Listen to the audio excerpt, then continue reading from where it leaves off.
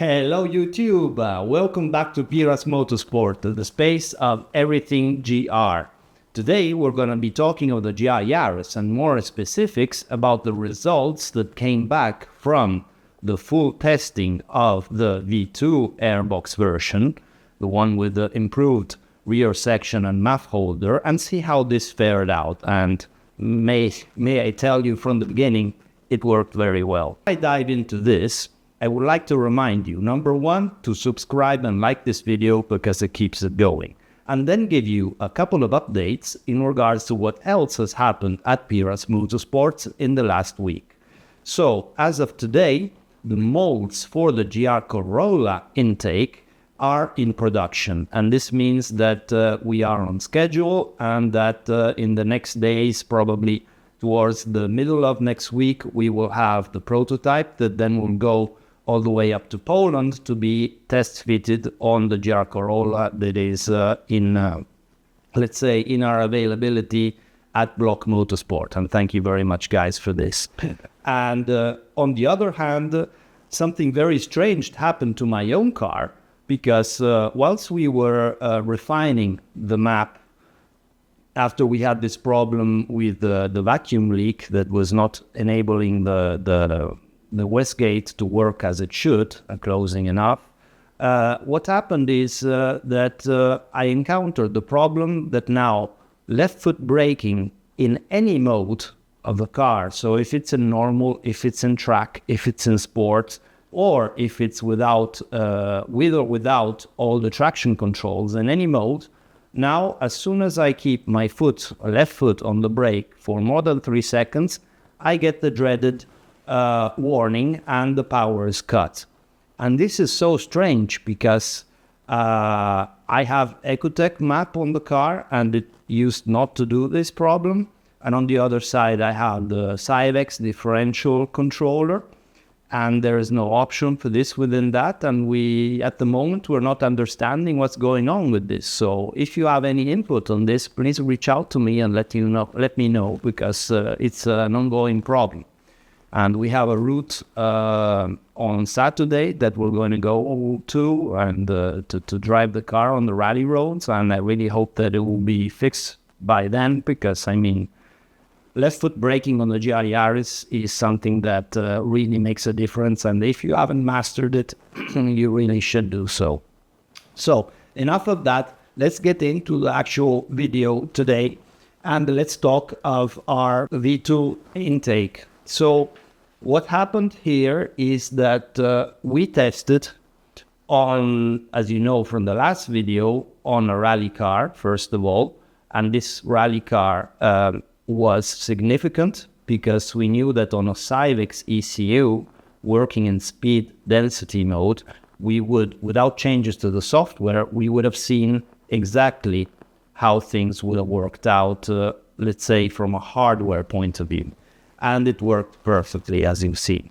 Now, what we have done then is in 2 different companies, Profit Tuning and Acme Racing, we have measured on various GR Yaris as stock what the impact of readings were from the MAF sensor to make sure that the new version was exactly one-to-one with the readings of the stock part of the OEM Airbox.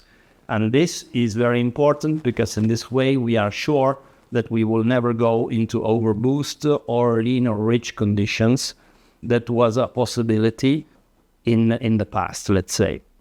Okay, so what you are looking at here is OEM stock GR Yaris at Acme Motorsport on hub dynos, not wheel dyno. And this is the increase that we managed to do. So we're going from 266.4 brake horsepower to 272 brake horsepower. And you can see that we are basically above through the whole line. Don't look at what is before 3000 RPM because you can do the dyno 10 times and get 10 different results. What is on the left of 3000 RPM is not useful, but what is on the right is what you see. So we correct the torque dip that the engine has, and usually on the OEM intake that occurs in the moment when the flap, just before the flap opens, because there is a micro starvation of air in that moment. And on the other hand, over 4,500 RPM, we are just above for the whole time. So this is really, really good. And the readings are perfect. And on the other side, Profi Tuning did his own tests, and he is a very, very precise guy. And this time it's on a Maha dyno, so this car is spinning on its own wheels. And it is his car that he knows very well. So while he already had tested it with his own mapping, he very kindly reverted the car back to stock mapping to see the differences. Unfortunately, this is not the exact result you would get, because the impact here is between the stock map, yes, but with and without OPF delete and an intercooler. So I am not advertising these numbers as what you would get with only the airbox. You can expect anywhere between 6 and 10 horsepower with only the airbox, but for sure not 17. Anyways, this shows you that even on the stock map with a basically stock car, as advertised before in this channel, when you do slap on an intercooler and an OPF delete, you get an extra 8 to 10 horsepower, and that is big, because in this case the car is still running stock with no problem or lights triggered, but with our airbox, an OPF delete, and his intercooler, you are seeing 17 horsepower more and 18 newton meters of torque. And that is a lot, because, I mean, 20 horsepower on this car is a lot of horsepower. And you still have a car that you can totally service at Toyota, is totally stock and everything. Maybe if you are still in the warranty period, you just take the airbox off, or if the intercooler has not got names printed on it, I don't think Toyota will even see. And it's a big change. Plus, what you do not see here is the transient response. So what happens when you lift your foot off the gas and you put it back down again, this makes a huge difference. So all in all, we are very pleased.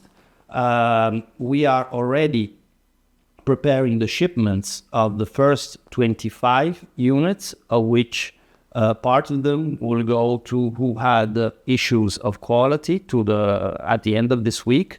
Other ones will go to new airboxes and new upgrades. And another 100 are going to be arriving around the 20th of the month. And therefore, we will be sending out all the rest of the orders. So this just to give you a time frame. From that moment, finally, we will be in a moment of normal stock. So we will have all the stock we need with no more problems on the shelf, with next day shipping always.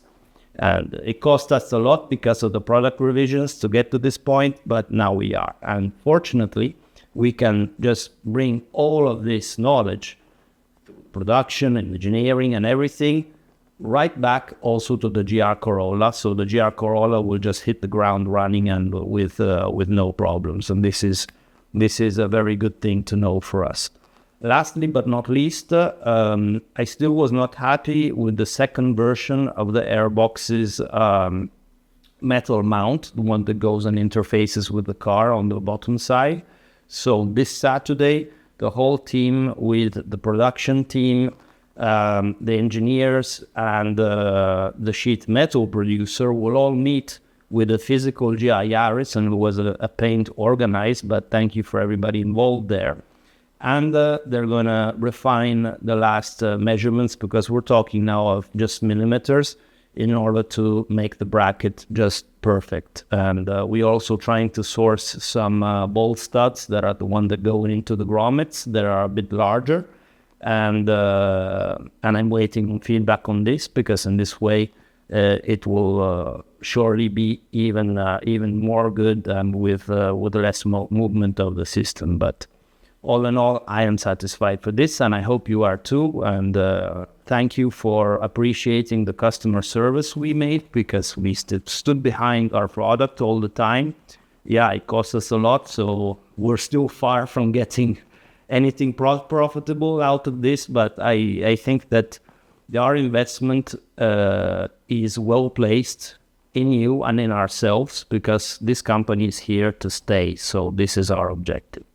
Thank you very much for your support. I really appreciate it, and have a great week. Cheers.